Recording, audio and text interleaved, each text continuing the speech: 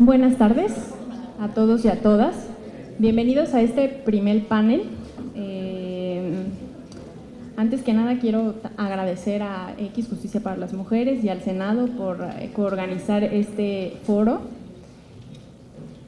Y también le quiero dar la bienvenida a nuestros panelistas. Gracias por estar con nosotros.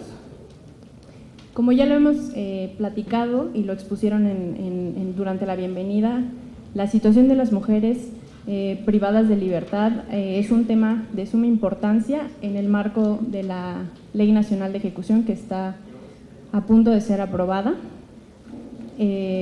Necesitamos debatir, necesitamos trabajar para implementar o introducir la perspectiva de género desde el proceso penal, en la impartición de medidas alternativas a la prisión, durante la ejecución de sentencias y durante la privación de libertad. La prisión y el sistema de justicia ha sido estudiado y debatido innumerables veces, pero la situación de las mujeres continúa en el olvido. Se homogeneizan situaciones, circunstancias entre los hombres y las mujeres, pasando por alto totalmente una realidad que es diversa, desde los procesos penales hasta las reclusiones, tanto masculinas como femeninas.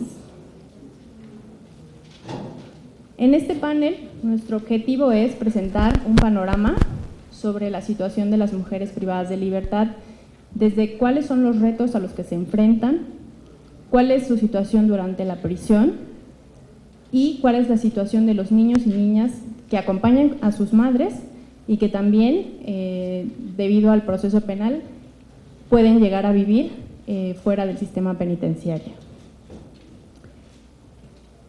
En este panel, primero, para hablarnos de la etapa principal sobre el camino que transitan las mujeres privadas de libertad durante el proceso penal, tenemos con nosotros a Luis Alberto Muñoz López, y me voy a permitir leer su semblanza.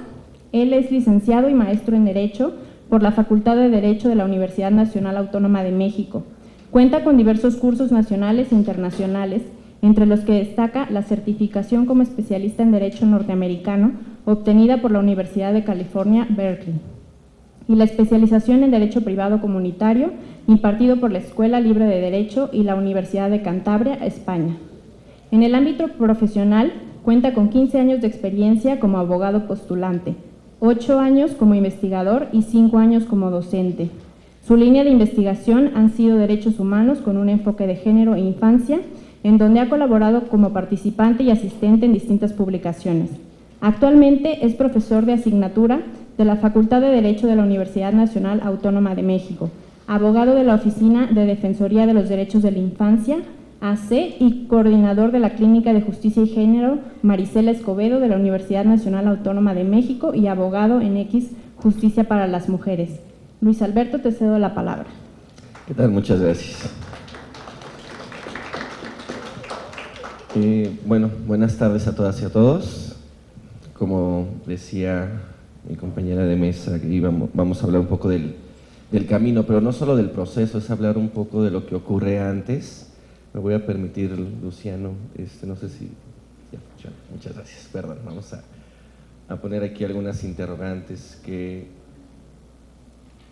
vamos a discutir y a plantear.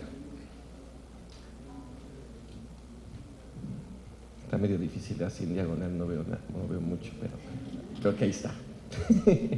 Bien, primero, ¿por qué se involucran las mujeres en la comisión de delitos y a qué se enfrentan las mujeres cuando meten un delito? Bueno, eso es como lo que estaba planteado en el escenario de la mesa. Pero yo quería hacer como una pregunta previa y pensar si se involucran las mujeres en la comisión de delitos. Y esto lo hago justamente por una cuestión de estadística que hacían mención.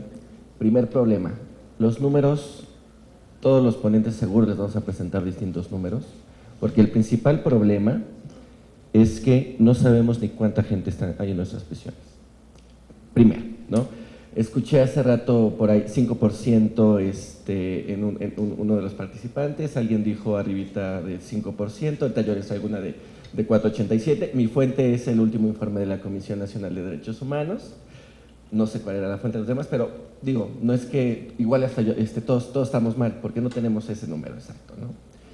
Bueno, 4.87% de la población total recluida son mujeres. Como decía uno de los participantes de la mesa anterior, pareciera poco en términos de la población masculina, pero no por esto menos importante. Y lo que yo quiero, más que el número de mujeres es, con relación a los hombres, es en el número de mujeres cuántas de verdad cometieron un delito. Porque el primer problema con el que vamos a enfrentar es con la gran crisis que está sufriendo nuestro sistema de justicia, en donde tenemos una lógica, según, de presunción de inocencia, pero seguimos operando con presunción de culpabilidad. Esto es uno de los principales problemas que siguen con el actual sistema, ¿no? Hay algunos que consideran que con la transformación del nuevo procedimiento acusatorio se va a mejorar muchas cosas. Sí, efectivamente se van a mejorar muchas cosas, pero este punto en particular no.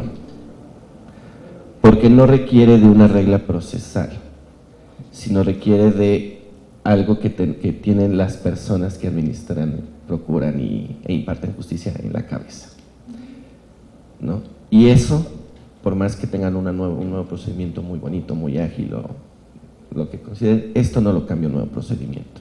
Y es el primer problema con el que vamos a enfrentar.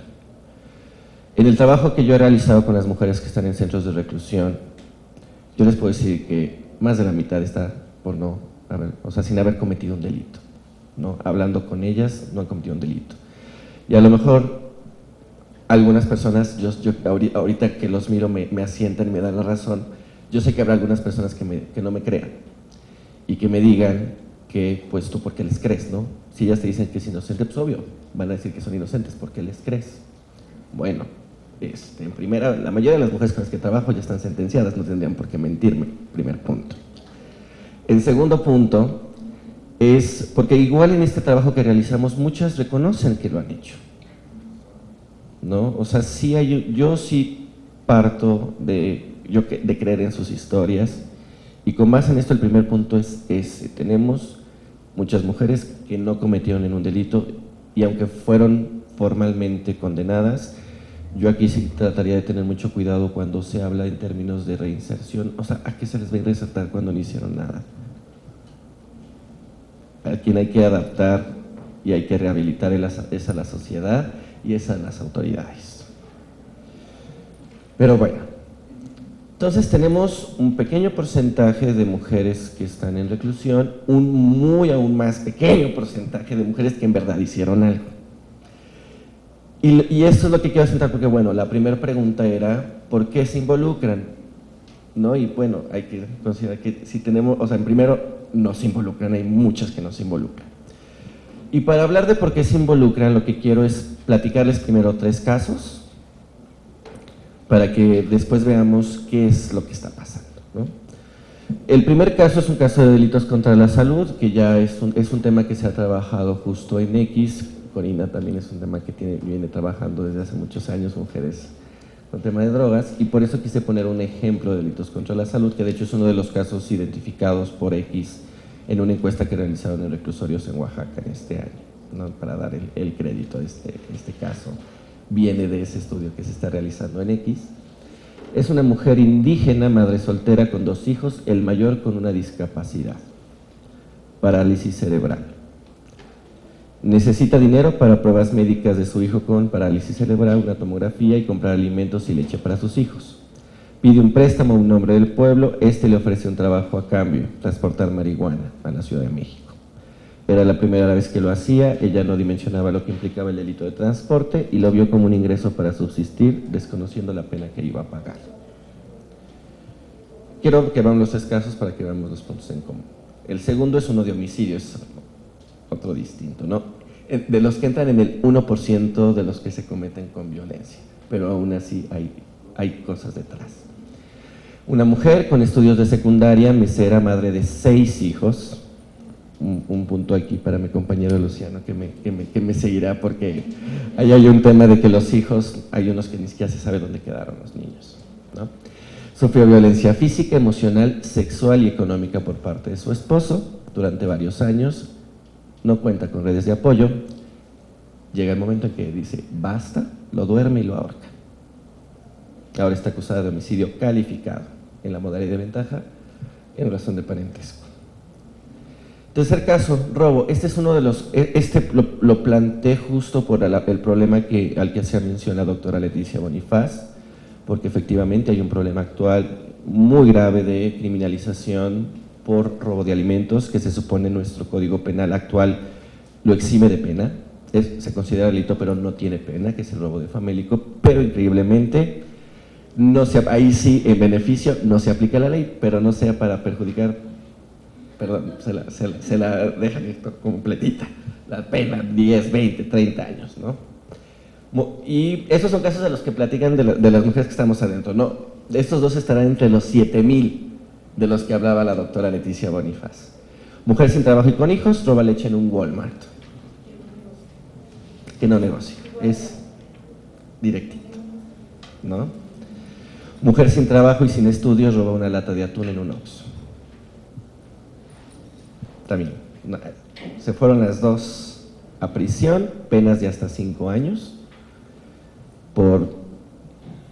la leche estará creo que en unos 11 pesos, 20, ¿no? Bueno, si a lo mejor hablamos de lactosa, ya sube, ¿no? La normal, unos 12, no pasa de 20 pesos. Una lata de atún no pasa de 10 pesos.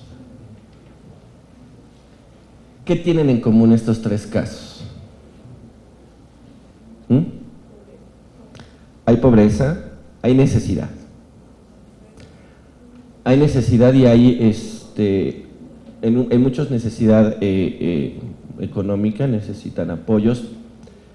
En el caso, por ejemplo, del homicidio, es una necesidad de auxilio. Hay un auxilio, hay algo que pasa que no se visibiliza lo que ocurre con las mujeres dentro de su casa en temas de violencia, al grado de que se sigue minimizando la problemática, ¿no?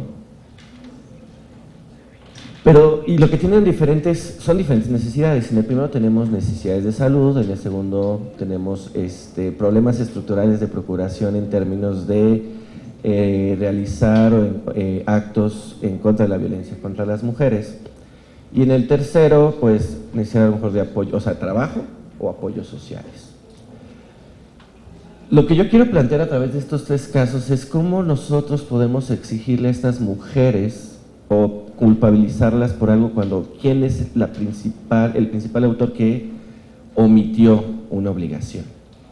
En los tres casos hay una omisión del Estado.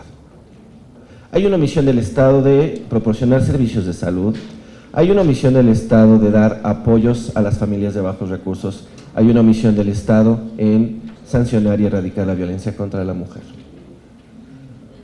En todos los casos hay omisiones estatales. ¿Cuál es la sanción en estos tres casos para el Estado? Ninguna. ¿Qué le pasa al Estado cuando esas mujeres cometen estos delitos? Ninguna. El Estado no tiene ninguna sanción. ¿Cómo nosotros podemos sancionar a estas mujeres cuando la fuente de su necesidad que las orilló a cometer un delito es una obligación del Estado que no se cumple?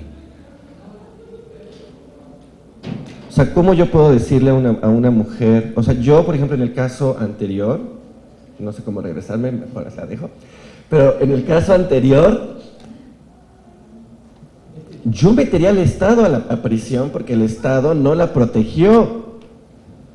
A todos los responsables tendrían que estar adentro con ella, porque si ella mató a su esposo por un tema de que no fue escuchado la violencia que sufría, el Estado va para adentro porque fue cómplice. ¿Por qué lo digo? Hay casos a la inversa donde hay una omisión de parte de la persona, y eso me voy a adelantar un poco con lo que quería decir al final. Hay omisión de particulares donde se les considera que su omisión fue igual a una acción y van para dentro de la cárcel. Y en términos de mujeres madres es muy delicado. Aquí estamos ante lo mismo, una omisión del Estado se convirtió en un homicidio. El Estado debería ir a la cárcel en estos casos también, o quien fuera el responsable, porque si lo vemos en esa lógica de seguir sancionando. En la otra es, como Estado tenemos que cumplir, mientras no podamos cumplir nuestras obligaciones, no podemos estar metiendo a la gente en la cárcel. por cuestiones que tienen una necesidad primaria cuya responsabilidad del Estado, hay una responsabilidad solidaria del Estado. Ok, sigamos. Ahora, esto es como un poco lo que ocurre cuando cometen el delito y a qué se enfrentan ya en el proceso.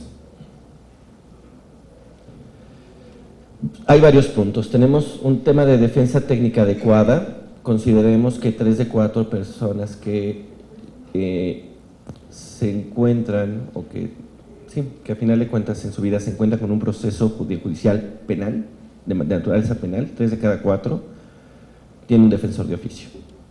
Y tenemos un muy grave problema también en temas de defensoría de oficio, donde no se ofrecen pruebas, se van muchas mujeres sin una sola prueba, sin saber ni poder contactar con su abogado.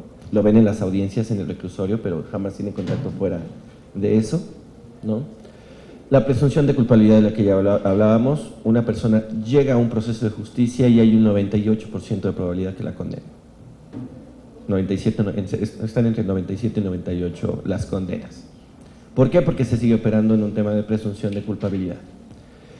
Estereotipos de género, y aquí es donde justo quería mencionar el caso de los delitos de comisión por omisión o comisión impropia, en donde muchas mujeres están acusadas por delitos cometidos por otras personas, porque al considerarse en particular, por eso decía que esto es algo que ataca, yo he visto muchos casos de madres en reclusión que están ahí por no hacer nada, por considerar que tenían una obligación de hacer algo, sin analizar si estaban realmente posibilitadas para impedirlo.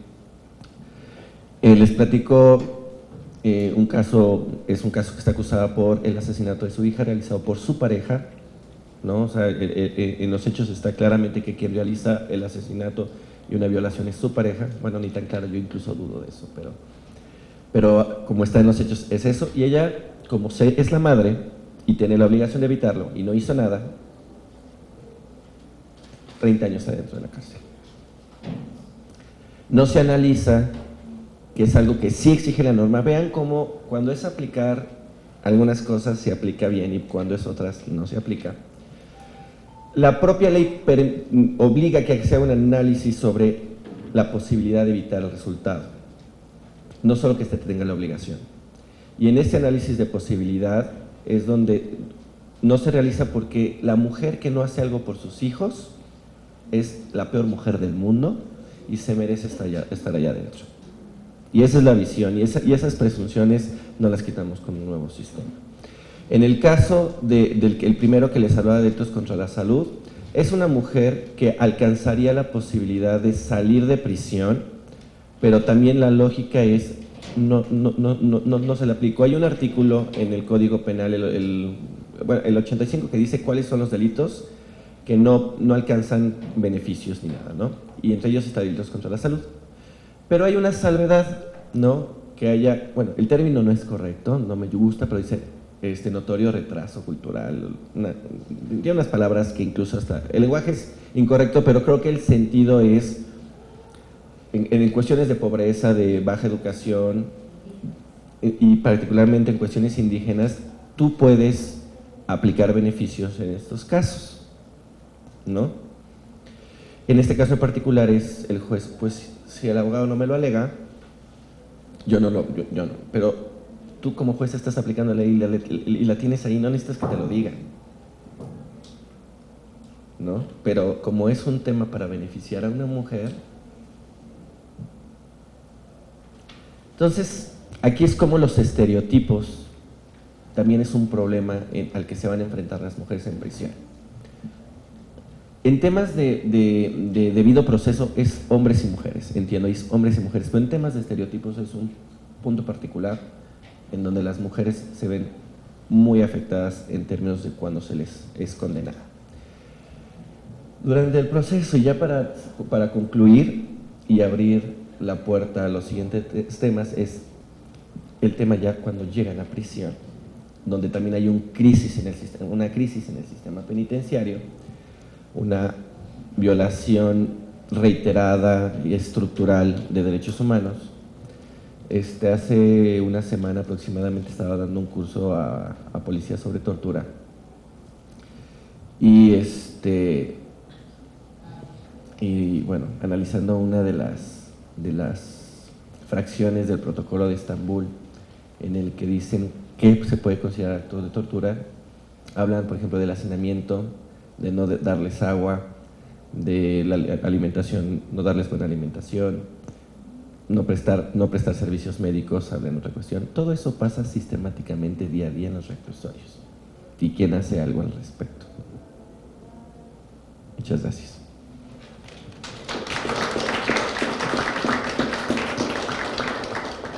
Muchas gracias, Luis Alberto, por compartirnos tu experiencia.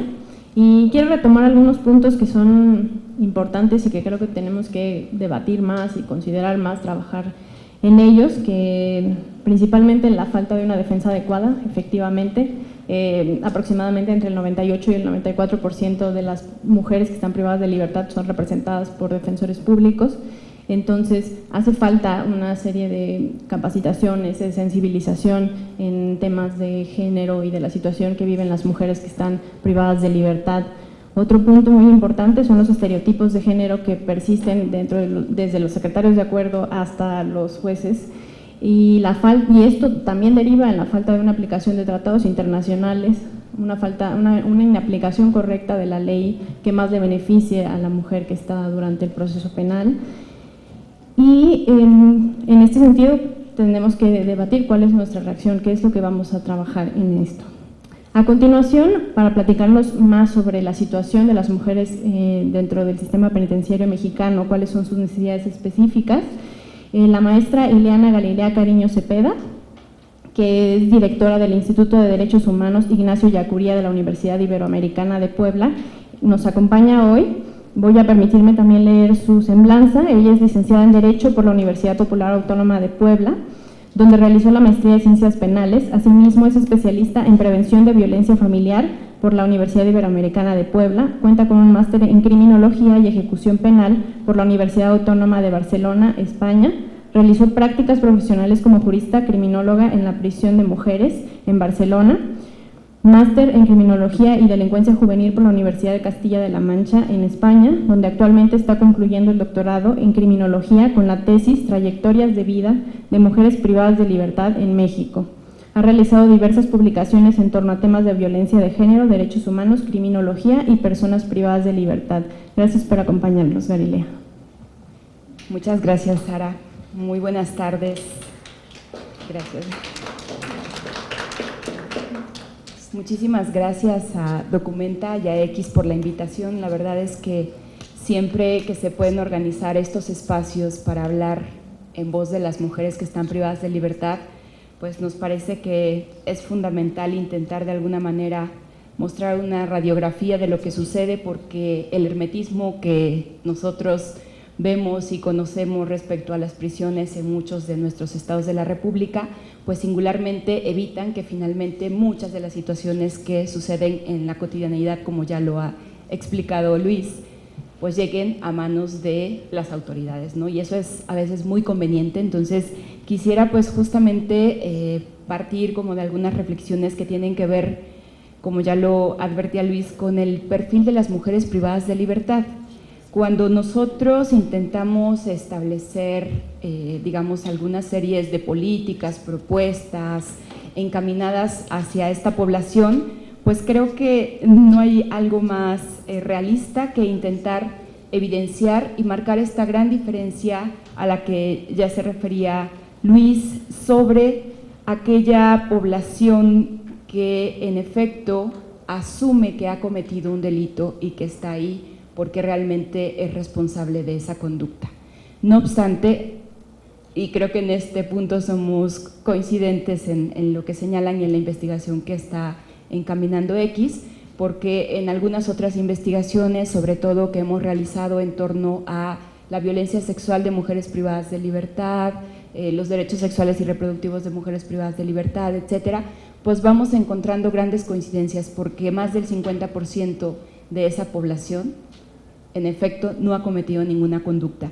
Y creo que para ello pues es muy importante hacer ver que algunas de las mujeres están conscientes de ese proceso, y dentro de las categorías de análisis que nosotros hemos encaminado en estas investigaciones, sobre todo en las que tienen que ver con las trayectorias de personas privadas de libertad, pues destaca esta consideración de una condena sin juicio, una condena sin sentencia.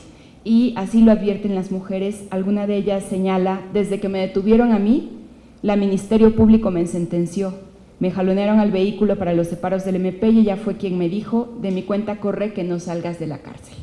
Entonces, ellas lo tienen muy presente, y así como ellas perciben esta criminalización de parte de las autoridades, también perciben, digamos, una criminalización que va aparejada con esta vinculación que tienen con sus parejas. Algún otro testimonio que nos han compartido de estos tantos que hemos recuperado a lo largo de diversos estados de la República nos señala: por culpa de él estoy aquí, en este lugar, ya llevo 18 años y ahora la psicóloga me dice que cada vez que hable con las autoridades debo decir que me arrepiento del delito que cometí.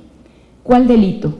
Yo no sé de qué me acusan, solo sé que fui golpeada, torturada, que nunca investigaron realmente y que ahora estoy aquí y lo he perdido todo, mis hijos, mi casa, mi vida.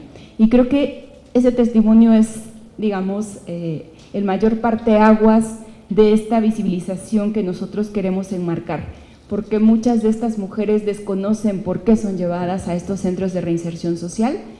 En muchos momentos están incomunicadas, carecen de recursos, como ya se ha venido señalando, y por supuesto esa falta de defensa adecuada de alguna manera conduce a que pasen una experiencia en prisión no solamente larga, ¿no?, sino con muchas otras condicionantes que de alguna manera destruyen totalmente su vida y la de sus familias, porque incluso muchas de las mujeres así lo definen: no solamente me destruyeron a mí, sino destruyeron también a mi familia.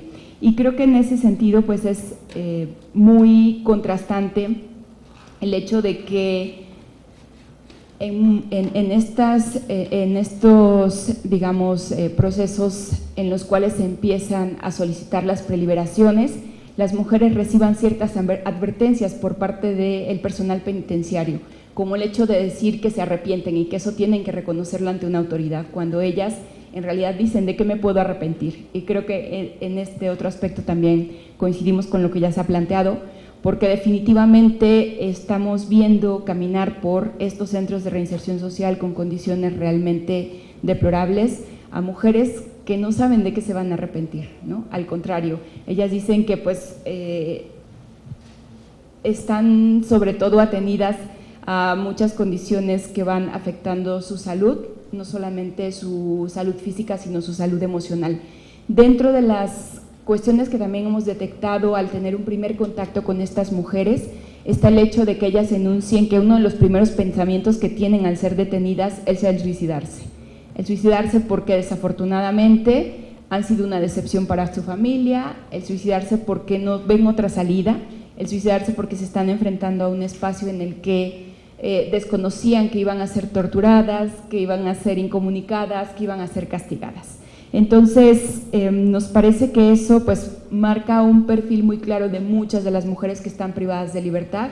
Efectivamente, pensando en el término de la feminización de la pobreza, que es una condicionante también para que estas mujeres terminen privadas de libertad, me parece que hay algo que Dolores Juliano rescata mucho en sus libros y que de alguna manera ella también asocia esta cuestión del delito con el pecado, porque así se sigue viendo por parte de muchas autoridades, y es el hecho de que estas mujeres, para poder plantearse la posibilidad de entrar a un súper a robar o de poder trasladar o transportar mercancía, droga, etcétera, antes ya agotaron muchísimas otras cosas, ¿no? Intentaron trabajar en una casa, intentaron trabajar vendiendo cosas, es decir, con las pocas posibilidades que el propio Estado ha otorgado, como son educación, salud y oportunidades laborales. Entonces, creo que esa es otra situación, digamos, como muy determinante, porque finalmente cuando estas mujeres ingresan y a nosotros en los reclusorios o en los centros de reinserción nos informan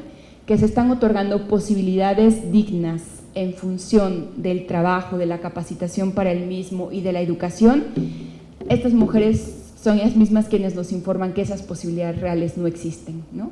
Encontramos a mujeres que realizan artesanías, que realizan, digamos, trabajos totalmente estereotipados con los pocos recursos de los que pueden allegarse, como algunas manualidades.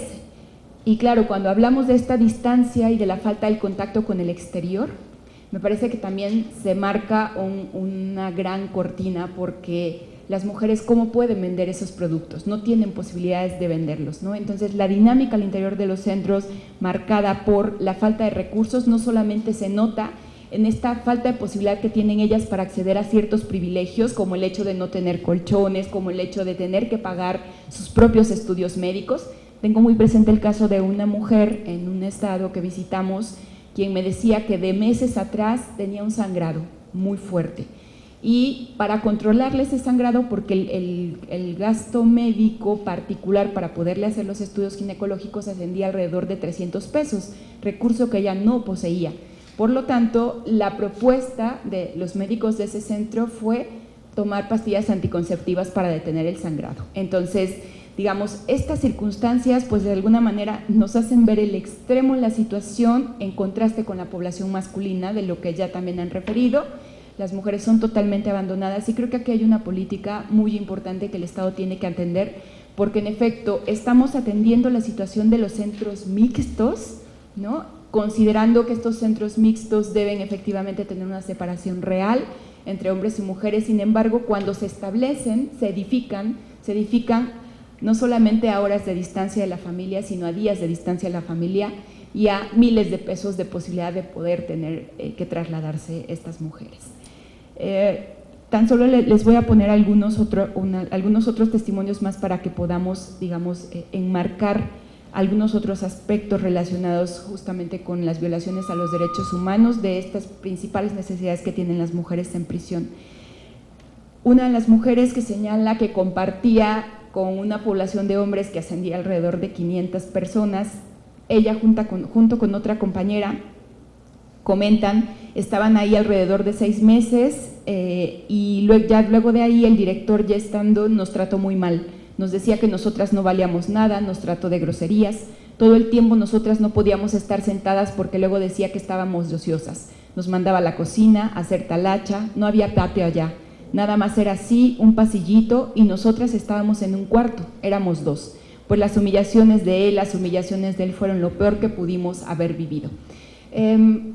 La estructura que tienen nuestras prisiones actualmente pues corresponde a un modelo totalmente androcéntrico, no solamente en la edificación de los espacios, sino también en la lógica de operar. Y me parece que con este concepto de cosificar a las mujeres realizando actividades para beneficio y servicio de los hombres, también hay que rescatar la cosificación del cuerpo de las mujeres en los centros de reinserción. Porque nos parece que a la par de lo que ya se ha venido identificando, incluso ha tenido sus recomendaciones como han sido los derechos sexuales reproductivos y lo que se ha identificado en algunos centros como el Distrito Federal o casos como el Centro de Puebla, Oaxaca, Veracruz, etcétera, que han tenido recomendaciones por cuestiones de violencia institucionalizada de género, explotación de la prostitución ajena y trata de internas en el sistema penitenciario, que es en el caso del Distrito Federal. En algunos otros casos se ha tomado esta situación como una necesidad, ¿no? Incluso la semana pasada tuvimos oportunidad de estar en el 4º Congreso Latinoamericano de Trata y Tráfico de Personas, que se realizó en Bolivia, y tuvimos posibilidad de poder visitar un centro de reinserción de mujeres en Bolivia, un poco para poder también hacer el contraste, porque parte del público, platicando justo sobre esta cuestión de la prostitución en centros de reinserción, nos decían es que de repente eso se hace muy normal en los centros, a la par de que algunas autoridades o custodios o custodias lo ven como una posibilidad de que estas mujeres puedan acceder a ciertos recursos.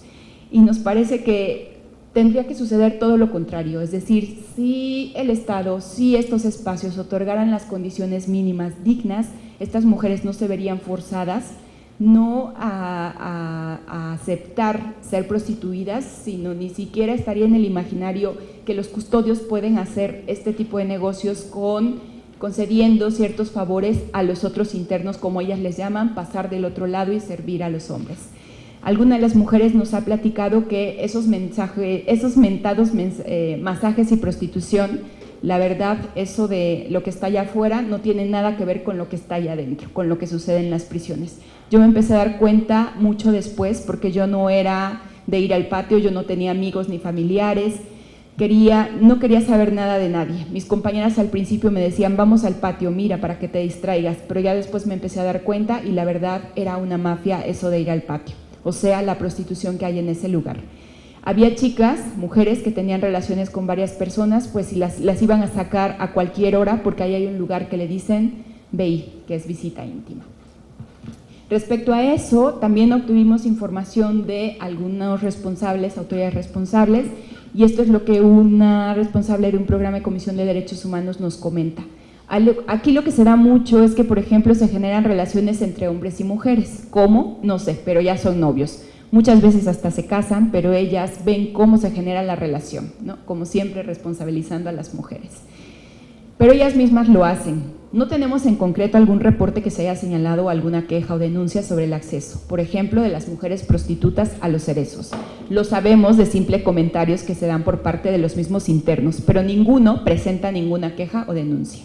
Obviamente los hombres no van a presentar ninguna queja ni denuncia, pero nos preocupa mucho porque a la par de esta triple sanción o la doble jeopardy que le han llamado en las investigaciones internacionales con enfoque criminológico y de derechos humanos, no solamente tenemos un castigo del sistema de justicia penal o un castigo de las familias y la sociedad, sino tenemos ahora una discriminación, estigmatización y desvaloración ligada a la sexualidad de las mujeres.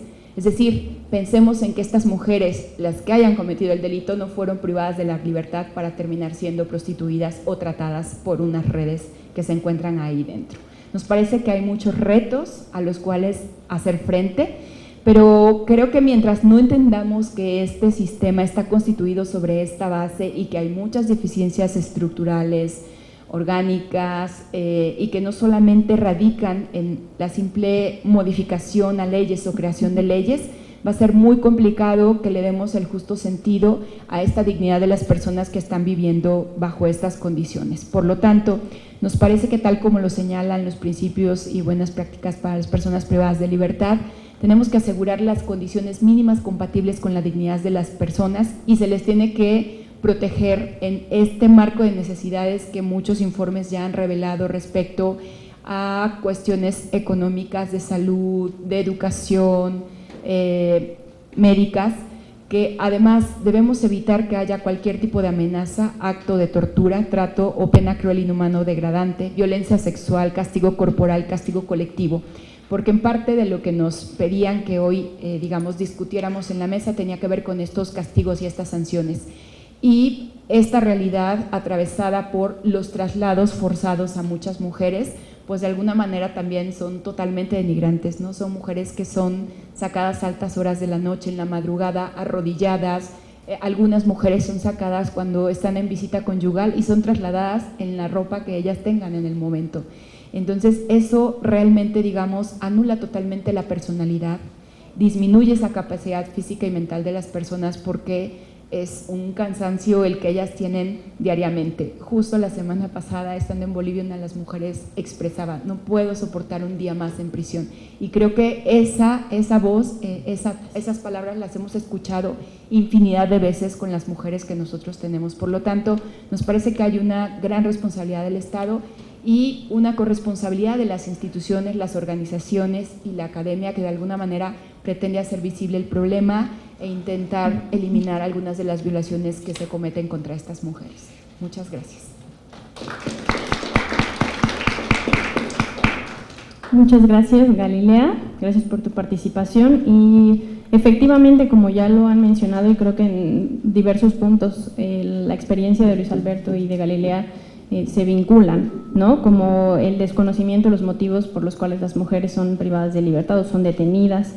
La mayoría de las mujeres que ellos han entrevistado a partir de la experiencia que tienen no cometieron la conducta delictiva, ¿no? Y asimismo, dentro del sistema penitenciario existe la falta de oportunidades de trabajo y la falta de contacto con el exterior.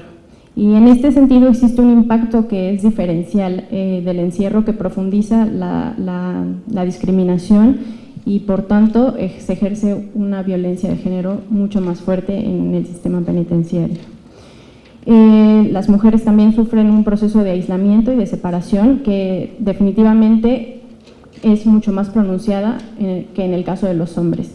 En este sentido, tenemos con nosotros a Luciano Cadoni. Él nos va a platicar sobre el panorama o sobre qué sucede con los niños y niñas de las mujeres privadas de libertad.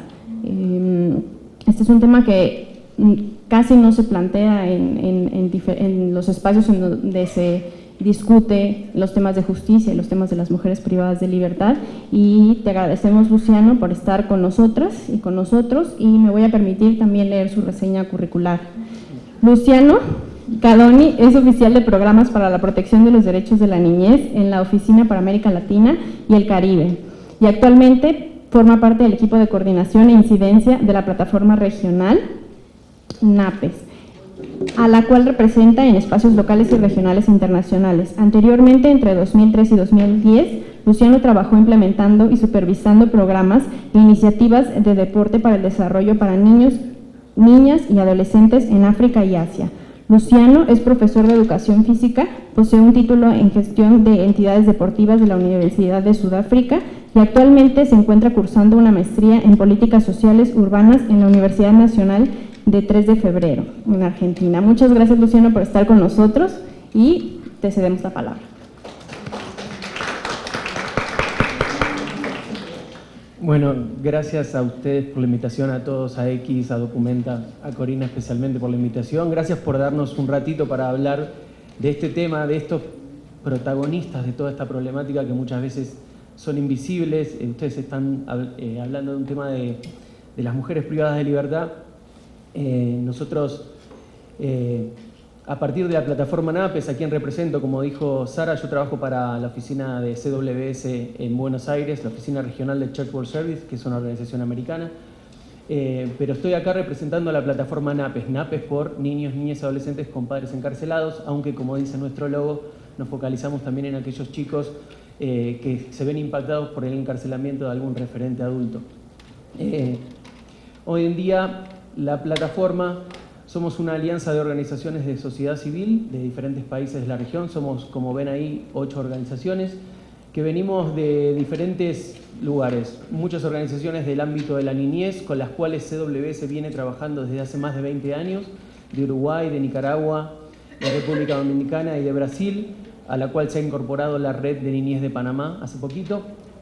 Y organizaciones que vienen del ámbito de la defensa de los derechos de las mujeres privadas de libertad, como Colectivo Artesana de Guatemala, y una organización de familiares de personas privadas de libertad. Muchas de ellas madres de propios NAPES, como los llamamos nosotros. Un valor fundamental para nuestro trabajo es el protagonismo de los chicos, el darles la voz. Son tan invisibles, como decía Iliana recién, no se escucha muchas veces a las mujeres, bueno, a los chicos se los escucha menos. Muchas veces hablamos del interés superior del niño, pero la verdad que en todos estos años de trabajo nos ha costado encontrar casos específicos donde el interés superior del niño haya sido tomado en cuenta. Nosotros lo que hacemos son esfuerzos para que en diferentes lugares y comunidades los chicos empiecen a tener una voz, y esa voz la llevamos a lugares donde hay decisores públicos que pueden tomar decisiones al respecto, pero ya les voy a contar más de eso luego. Nuestra visión es empoderar a estos chicos para que luchen por la defensa de sus derechos, y trabajamos en el marco, obviamente, de la Convención y otros instrumentos internacionales, como son, por ejemplo, las reglas de Bangkok, que son excelentes, pero no contemplan tal vez todo el tema de los hombres, y es uno de los objetivos que tenemos a largo plazo, que tal vez se pueda generar un estándar similar en relación a los hijos de padres encarcelados. ¿Cómo empezó toda esta historia? Empezó con esta publicación, que fue básicamente, y lo cuento porque me parece que es un ejemplo de cómo empezar, ¿no? De decir, bueno, ¿por dónde vamos? ¿Cómo empezamos? Nosotros, gracias a que el Comité de Derechos del Niño en 2011 toma su día de debate general para discutir esta problemática, lo cual es muy poco conocido. Acá se conoce, la Comisión de Derechos Humanos del DF sabía, de hecho me enteré que mandaron información al respecto en su momento, y tienen un documento, un pronunciamiento que se hizo, creo, 2012, 2013, que tiene muchísimas de las recomendaciones del comité. es un documento que no se conoce y a nosotros nos llama mucho la atención eso, que el comité, además de la convención, que la convención habla de un montón de cuestiones que están relacionadas con este tema, hay un documento específico con 19 recomendaciones que el Comité de Derechos del Niño hizo, pero como que nadie tomó. Bueno, nosotros de alguna manera, de una manera muy modesta y con pocos recursos lo tomamos y lo que dijimos es, vamos a mirar hacia adentro, vamos a mirar a nuestros programas. Estas eran organizaciones que hace 20 años vienen trabajando con niñez y que ellas hacen mea culpa de que nunca en esos 20 años pensaron en esta variable. Entonces hicimos este estudio de caso, buscamos a ver si había chicos en nuestros programas, encontramos a 193, de esos 193 entrevistamos a 50 y a 43 cuidadores, 42 de ellos obviamente mujeres.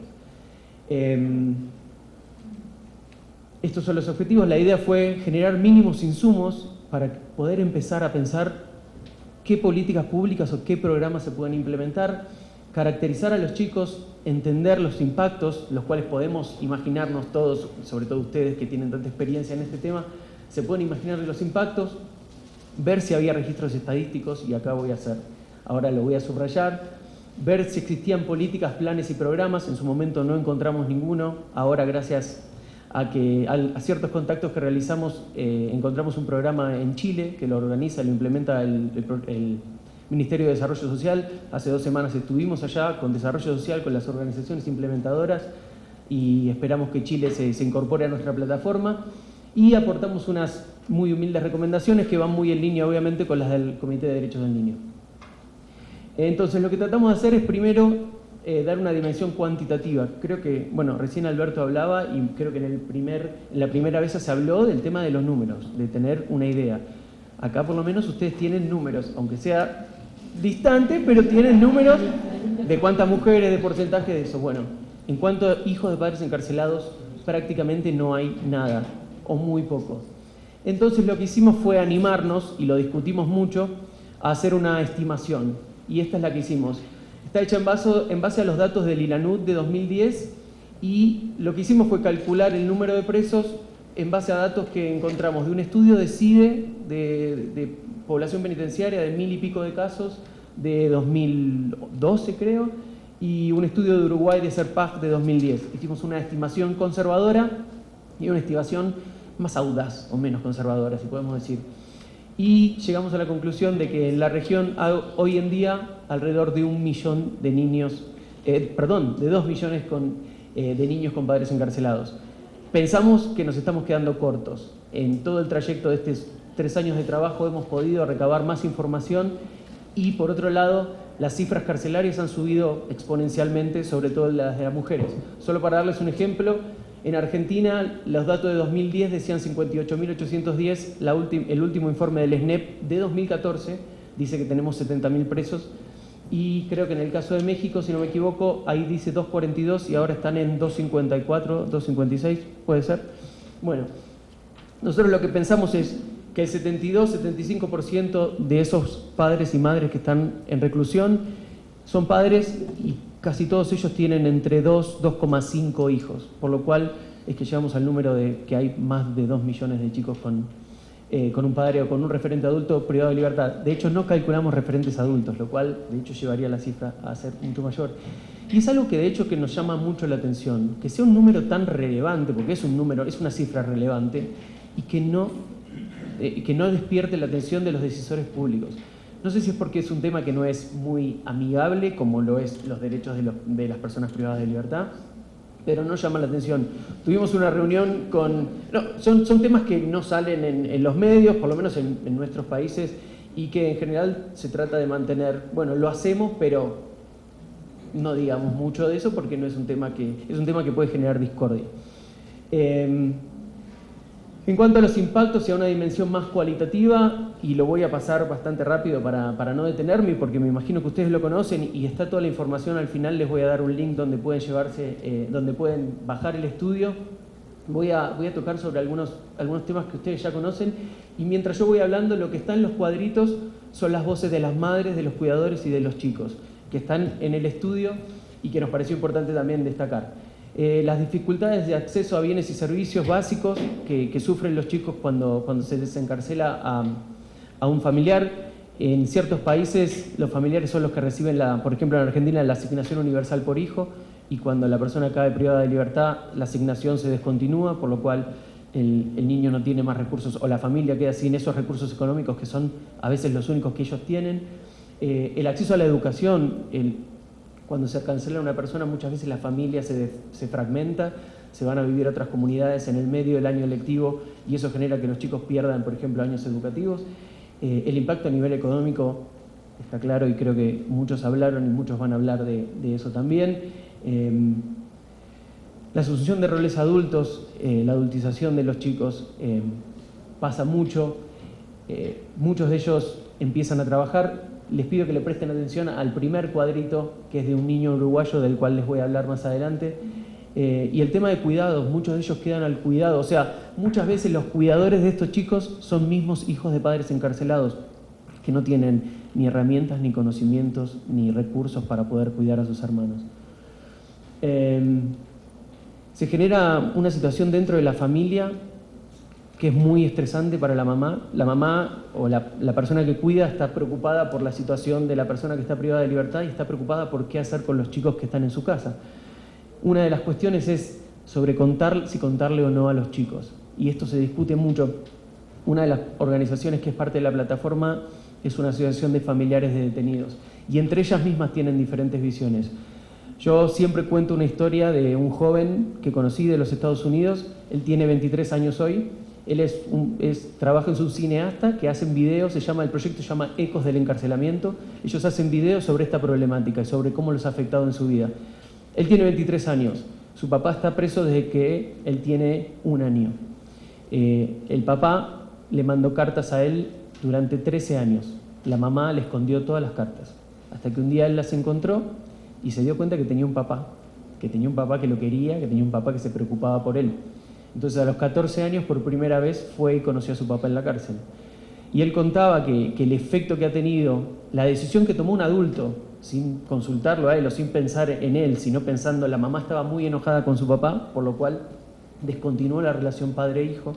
Él dice, yo perdí 14 años y me acuerdo una frase que creo que se dijo en el primer panel de cómo vamos a recuperar el tiempo perdido. Es algo que es muy difícil de recuperar. Caron, que es este joven americano, decía, esos 14 años que yo perdí en relación con mi papá no los recupero más. No hay manera de que yo no lo puedo llamar papá todavía, porque me cuesta, porque lo veo solo en las visitas, porque él todavía no salió de prisión. Dejo esto porque es un ejemplo que me parece claro en cuanto, de nuevo, al interés superior del niño, ¿no? Pensar en el interés superior del niño. En cuanto a los impactos psicoemocionales, también tenemos un montón de historias de lo que les ha pasado a los chicos. Una de las chicas que entrevistamos en República Dominicana era la primera vez que ella hablaba delante de las cámaras y con personas que se interesaran por ella sobre el tema, y ella dice, son videos que esperamos publicar antes de fin de año. Ella dice, para mí cuando mi papá fue preso, mi vida se terminó. Creo que tenía 8 años y no tenía la idea del suicidio o la manera de poder suicidarse, pero ella literalmente dijo, el día que mi papá fue preso, mi vida se terminó. Después está todo esto, y creo que de algo se habló, cómo es el impacto que tiene en los chicos y cómo ellos empiezan a ver el Estado. Para muchos de estos chicos que viven en poblaciones pobres, la figura del Estado que ellos más ven es a la policía o a las fuerzas de seguridad. Sumado a eso, se encuentran con el momento de la detención. En Estados Unidos se están haciendo estudios de neurociencia hoy que están intentando mostrar que el impacto que tienen los niños el ver que se lleven a su papá encarcelado es casi el mismo que tiene para un adulto el que lo apunten con un arma en la cabeza. Eso tampoco se recupera. Esos son impactos de largo plazo que no estamos pensando. Hay protocolos de la policía, por ejemplo en Estados Unidos, en Nueva York, hay ciertos protocolos que se están intentando implementar, pero la verdad que son esfuerzos mínimos y que en muchos de los países pasa todo lo contrario. En cuanto a lo de las visitas, también es un tema bastante interesante, que habría que discutirlo, tanto del sistema penitenciario, tanto de los jueces a veces, y de las medidas que se toman con los papás, como por ejemplo medidas de cuando se portan mal, de meterlos, como se dice en Argentina, en el agujero, y no se piensa que hay un niño que está viniendo a visitarlo ese día y no se le avisa a la familia. El niño hizo todo el trayecto, cayó ahí, y cuando llegan les dicen, no, tú no vas a visitar a tu papá o a tu mamá, porque está con una medida de protección o con una medida, no me sale la palabra, de disciplinaria. Exactamente. Volviendo a esta chica de República Dominicana y lo del estudio, la conclusión que sacamos es que los chicos odian la visita, odian el viaje, odian a los guardias penitenciarios, pero igualmente quieren visitar a sus papás. Les podemos pasar videos, podemos pasarles un montón de testimonios, pero a mí lo que me quedó es lo que dijo esta nena, que para ella ver a su papá era la luz en la oscuridad. Cada vez que ella lo veía era la luz en la oscuridad. Las recomendaciones, y voy a pasar muy rápido por estas porque después voy a volver a repetirlos al final, es producir conocimiento, y producir conocimiento es estadísticas, es entender qué está pasando con estos chicos, es saber a dónde están. Alberto ayer me contaba una historia de, creo que es esta mamá, ¿no? la que nombraste, de los 6 hijos que no sabe dónde está su hija mayor. No saben, y nosotros tampoco sabemos, y tenemos que empezar a entender dónde están y cuántos son. Sensibilizar y difundir, y es por eso que agradezco este momento para poder, no sé, si puedo y si lo logro, sensibilizar y difundir esta información. Acompañar a las personas, a los familiares privados de libertad. El estudio que nombró la doctora Bonifaz sobre familiares, para mí destaca el impacto que tienen en las familias y sobre todo en estas mujeres, acompañarlas. Escuchaba la historia de las madres de la plaza Luis Pasteur. Es increíble el impacto que puede tener para un grupo de familiares que alguien las reúna y que las escuche y que las intente acompañar desde lo jurídico también. Ellas sufren muchísimo el desconocimiento jurídico y también necesitan el acompañamiento en ese sentido. Y la formación de operadores sociales e institucionales, empezando por los docentes de la escuela. Nosotros estamos trabajando con el Ministerio de Educación en Argentina para empezar a ver la manera de sensibilizar a los docentes sobre esta problemática. Los docentes, nosotros decimos, aunque sea que no hagan más daño del que existe, que no digan, si te portás mal te voy a mandar a la cárcel, porque de esa manera un niño nunca se va a animar a poder hablar con el docente, que supuestamente tendría que tener un rol de contención sobre la problemática que tienen. Los chicos muchas veces se hacen pis en la escuela y llaman a las familias, todos enojados, o sea, terminan haciendo mucho más daño del que los chicos ya tienen, sobre todo los días lunes, por ejemplo, cuando vuelven de la visita del domingo. ¿Qué hemos hecho nosotros? Y lo cuento a modo de ejemplo, y aprovecho, todas las fotos que ven en mi presentación son de un evento que hicimos con padres e hijos. Ese es el penal, la unidad número 31 de Florencio Varela. Atrás estoy yo, siendo profesor de educación física, como dijo Sara. Son actividades que hicimos en un penal, la hicimos 3 veces. Los chicos hoy la siguen, los presos la siguen replicando todos los días del niño. Fueron actividades hermosas que nos permitieron después ir al sistema federal también a hacer las actividades y que las sistematizamos. Vino una universidad, nos acompañó, hicimos entrevistas. Todo lo que hacemos lo tratamos de hacer con una cabeza de investigación-acción, porque justamente, como dije antes, no sabemos. Las líneas de acción de la plataforma son generación de conocimiento, la participación, o como dice la red acá de Niñez de México, el ejercicio de la ciudadanía, y fundamentalmente acciones de incidencia y sensibilización. Trabajamos partiendo del interés superior del niño, apoyando a las familias, trabajando a nivel comunitario, haciendo incidencia a nivel nacional, a nivel regional y a nivel internacional. Y les voy a dar algunos ejemplos. Esta fue la presentación nacional de esta publicación en Uruguay. De derecha a izquierda está sentado mi jefe, el director del Instituto Nacional de la Niñez, que creo que el órgano similar acá sería el DIF, si no me equivoco, un juez de la Corte Suprema, el ministro del Interior, que son los que rigen y los que dirigen el sistema penitenciario, el director de la organización uruguaya y la embajadora de los Estados Unidos, que apoyaron económicamente el evento que se hizo. En ese momento el ministro del Interior se comprometió a generar una mesa interinstitucional, es una palabra que me cuesta, con el sistema judicial, el servicio penitenciario y organizaciones de la sociedad civil. La mesa está trabajando desde el año pasado, están generando una hoja de ruta y están planeando cómo atender esta problemática a nivel nacional. Todo eso se generó gracias al decreto que el ministro del Interior hizo luego de... ¿Cómo estoy de tiempo? ¿Estoy bien? 5 minutos. 5 minutos. A partir de lo que nosotros pudimos generar como acción de incidencia, y es un modelo que si se quiere se podría replicar en otros países también. Nos parece que cada país es una historia diferente, no hay fórmula que se pueda aplicar en los diferentes países, por eso esta fórmula, que Uruguay decida cómo atender la problemática, nos parece bastante positiva. Esta es una reunión a la que fuimos donde se juntaron todos los directores penitenciarios en Guatemala, del Caribe y de República Dominicana, y nos invitaron también, como hicieron ustedes, a presentar la problemática y se comprometieron a empezar a tomar diferentes acciones en cuanto a la visita y en cuanto a la capacitación también de sus oficiales penitenciarios. A nivel internacional participamos en un grupo de organizaciones que están ahí, que se preocupan, es el grupo de trabajo sobre hijos de padres encarcelados. Nos reunimos cada tres meses vía Skype, y el año que viene vamos a hacer una campaña mundial en relación a los 5 años desde que el comité hizo las recomendaciones y qué se ha hecho. Y esto es algo que me enorgullece, no se enorgullece mucho, es que mañana a las 9:15 de la mañana mi jefe Gonzalo, que estaba ahí en la foto, y nuestra compañera de Guatemala van a estar presentando por primera vez ante la Comisión Interamericana de Derechos Humanos la temática de hijos de padres encarcelados.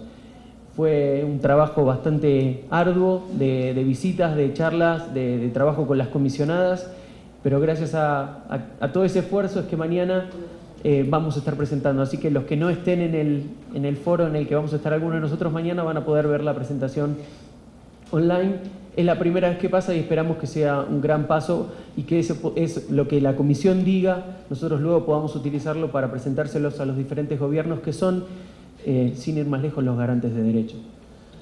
El desafío que les dejo a ustedes desde el lugar que puedan, desde las universidades, desde el sistema judicial, desde las organizaciones civiles, es que sigamos recolectando información, produciendo estadística y registros sobre los niños, niñas y adolescentes con personas privadas de libertad,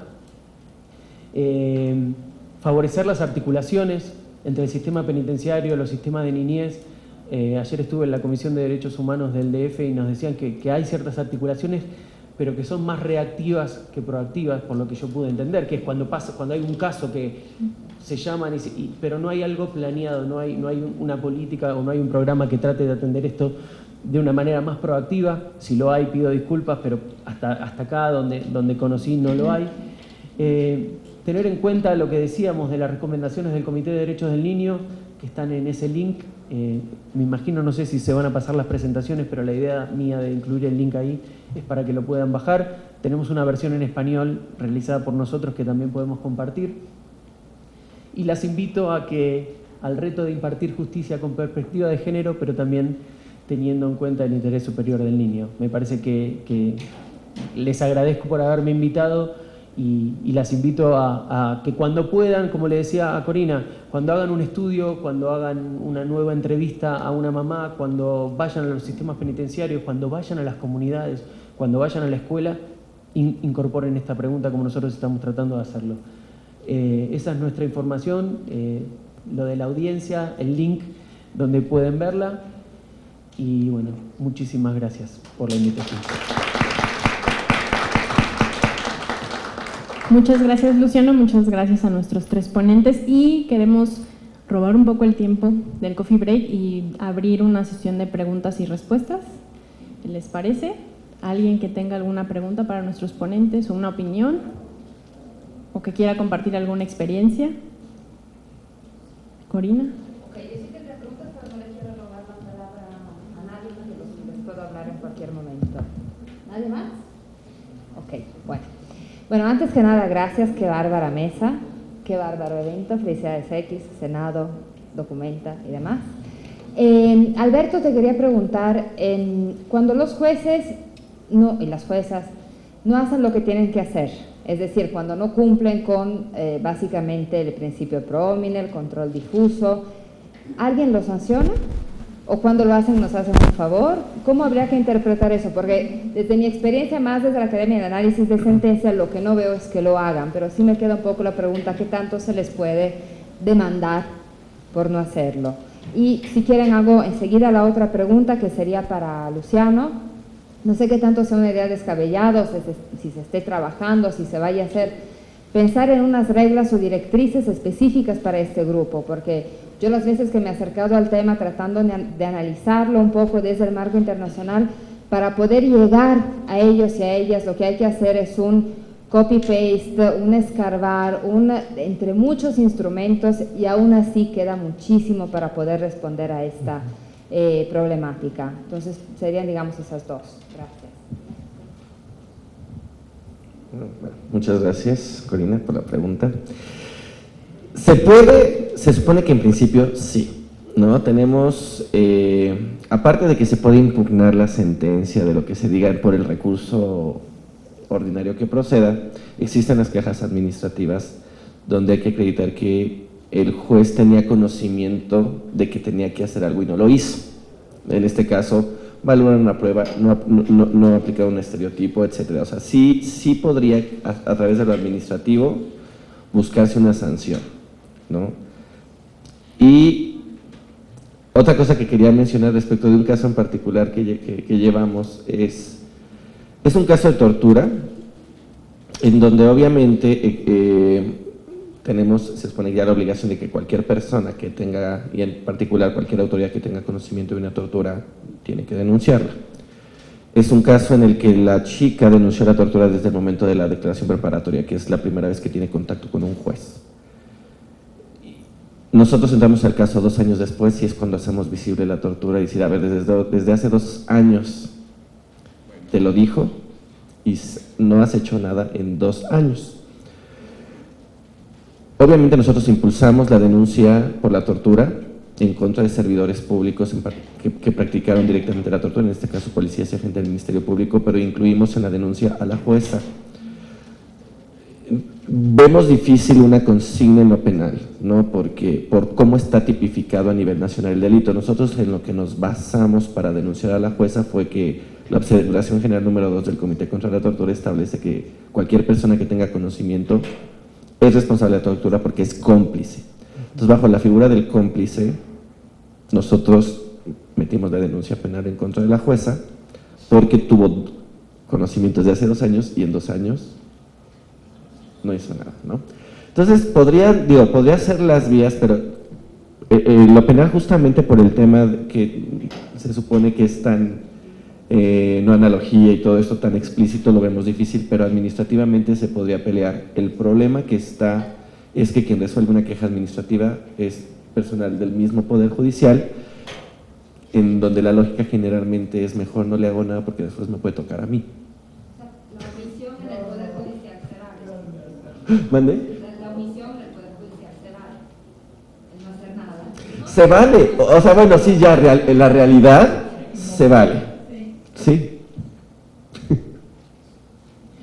En respuesta a tu pregunta, Corina, sí, era uno de nuestros objetivos como plataforma de nuestro plan de trabajo y justamente en ese grupo internacional del que mencioné, ahí la que lo coordina es una oficial de CUNO, que es la Oficina de Cuáqueros de Naciones Unidas. De hecho, si necesitan y quieren más información, CUNO tiene disponible materiales interesantes sobre el tema de hijos de padres encarcelados en español. Ella justamente estaba armando un documento de estándares internacionales. Hasta hoy es un documento de cuatro páginas donde se trata de establecer cuáles son todos los estándares internacionales y reglamentos y leyes que se vulneran al vulnerar los derechos de los hijos de padres encarcelados. Está sacando cosas de Europa, el Comité Africano de la Niñez sacó un comentario específico sobre el tema y ahora están esperando ver cuál es el resultado de nuestra audiencia para también tener una visión más de la parte interamericana y con todo eso tal vez armar un documento en inglés y en español que nos sirva a nosotros ante situaciones como las que vos decís. Muchas gracias, Luciano. ¿Alguien más que tenga alguna pregunta? Muchas gracias. Hola, buenas tardes. Mi nombre es Mónica Hernández Cuesta. Yo trabajo en la Zagarpa y tengo a mi cargo la unidad de género.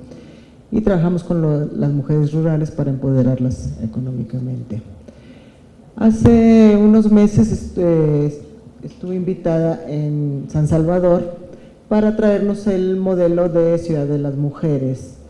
Mi pregunta va referente a que como se está trabajando en Ciudad de las Mujeres, que se inauguró ahora en junio, aquí en Tlapa, Guerrero, pues un estado muy caliente y una ciudad que está tremendamente violentada y sobre todo las mujeres.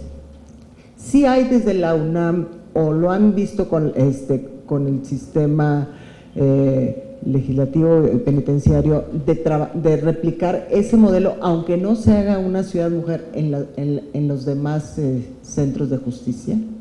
Eso. Gracias.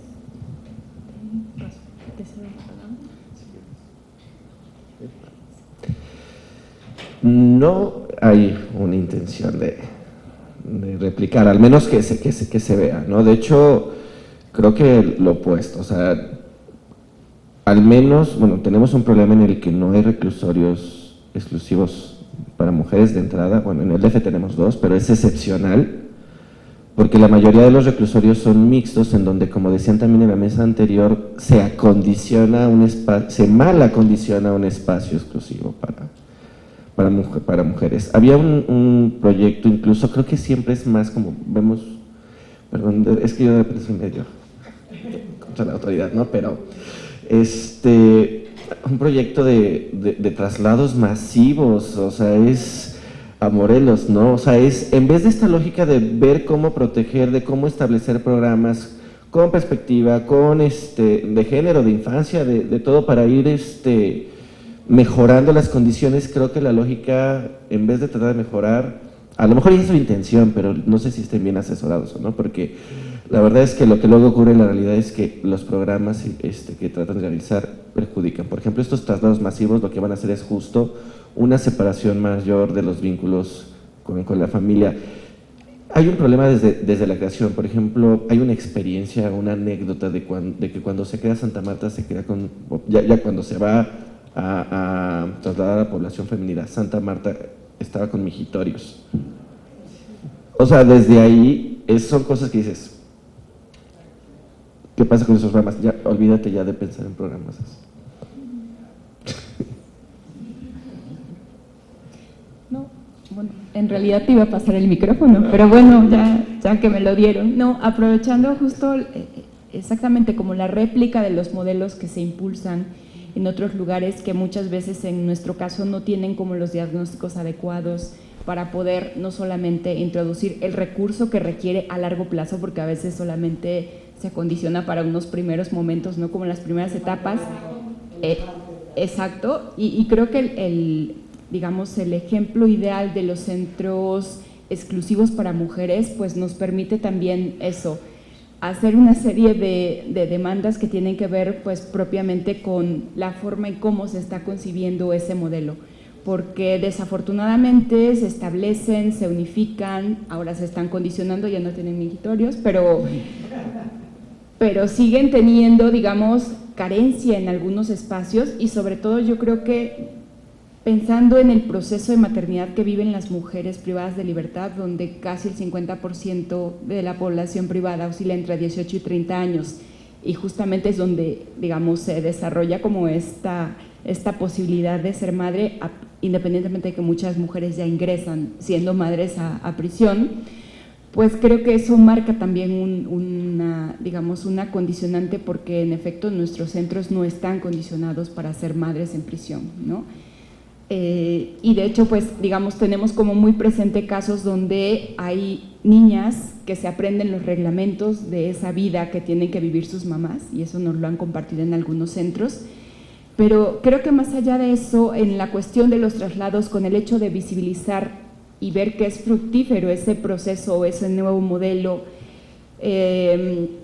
no solamente no se revisa esta cuestión del contacto con el exterior o las posibilidades, sino hay muchas otras cosas como la ausencia de especialistas, por ejemplo, psicólogos, psicólogas, ¿no? Personal penitenciario que puede estar a cargo de estas personas. Y en efecto eso lo vemos a mí me ha tocado como entrevistar a mujeres que señalan que esta posibilidad que tienen de convivir con hijos, hijas en fin de semana, pues lo tienen que hacer en áreas de visita conyugal. Imagínense lo que eso significa para los menores, ¿no? Entonces creo que eso también, digamos, a la par de lo que hemos estado discutiendo en la mesa, pues tiene mucho que ver con esa política integral, no solamente vista desde la perspectiva de género mujer, sino integral a toda la familia, que de alguna manera pues es en quien va a redituar. O sea, esto que señalaba Luciano es súper importante en función de cómo definimos a través de las etiquetas a las mujeres privadas de libertad, ¿no? los hijos, las hijas son quienes finalmente en las escuelas reciben. Muchas veces ni siquiera las madres les han compartido que han sido sentenciadas y se enteran por medios masivos de comunicación, ¿no? Que su madre es una asesina, que su madre asesinó a tal persona, etcétera. Entonces nos preocupa que todo vaya anclado, porque pues de alguna manera la forma de cómo transmitamos la imagen de esta persona pues juega un papel importante en la determinación de su trayectoria durante este centro de reinserción.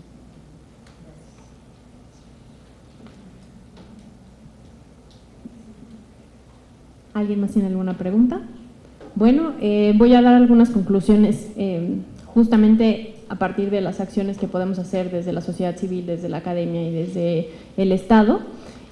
Como a manera de conclusión, primero es la necesidad de realizar investigaciones del delito eficientes, porque justo para atender esta parte de que las mujeres en su mayoría son inocentes o no cometieron la conducta delictiva, ahí necesitamos reforzar ciertos procesos. También yo creo que es importante promover que las mujeres que están privadas de libertad o que están transitando en el proceso penal conozcan sus derechos, y es importante promover este aspecto. Necesitamos, hablando sobre el sistema penitenciario, necesitamos un diagnóstico formal que sea objetivo sobre qué es lo que está pasando al interior de los centros penitenciarios y qué acciones necesitamos realizar para atender esta problemática. También mencionamos que es necesario fortalecer el sistema de estadísticas que incluya también a niños y niñas con madres o personas privadas de libertad, que se fortalezca esta circunstancia, y algo muy importante que es la capacitación y la sensibilización de los operadores del sistema de justicia y también del personal que trabaja en los sistemas penitenciarios, desde el trabajador social hasta el personal de custodia y seguridad. También es vital modificar la actual política de seguridad, que incluya la política penitenciaria, que ésta sea integral y atienda las necesidades específicas de las mujeres y también de los niños y niñas que viven ya sea con sus madres privadas de libertad o que se encuentran en espacios alternos. Agradecemos mucho su presencia, agradecemos a los ponentes que vinieron, gracias por compartirnos su experiencia, y pues con esto damos por concluida el primer panel de este foro.